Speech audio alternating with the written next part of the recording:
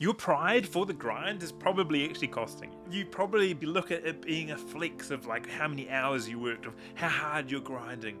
And don't get me wrong, like in the early days when I was working 100 hours like a week, I used to think that was cool. In a weird way, deep down, part of it made me feel like, oh, I'm better than someone else. I'm working harder. I'm grinding harder. That's going to be the thing that gets me the result that I want, like no one's working as hard as me. And honestly, it's a great characteristic to have. However, it's probably not true. You probably see creators and other entrepreneurs that are working less than you, that are having better results than you, that are getting are living the lifestyle that you actually want, and they're not having to do this grind. They're not having to work 12, 15-hour days or like this.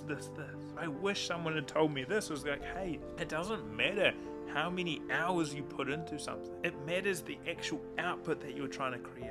As you probably realize, at some point you're capped. You can only work so many hours a day. The difference is what you can actually do with every one of those hours. And so this is where I help top level entrepreneurs and creators not learn a new marketing strategy, not learn a new better at sales, whatever it is.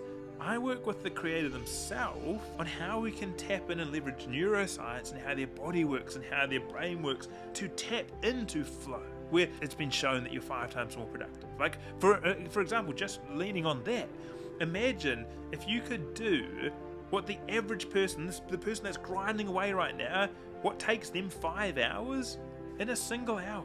The same with creativity. But as a creator and entrepreneur, your ability to stand out, to be the very best in your field, in your space, and be someone that copies you, is you have to have the creative ideas. So just imagine if you could be more creative, like what's taking someone 5, 10 hours to come up with creative ideas and stuff. If you can do that like this and effortlessly, you're going to be making so much more output, making so much more progress than that person that's just grinding away doing. Like it gets to a place where you can achieve what this person's grinding out, and they're grinding for literally like a month, and you can do that in a single day, right? And that's not me just coming up with numbers. I can actually tell you the science of how we actually get to that. It's not just like pulled out of some random thing.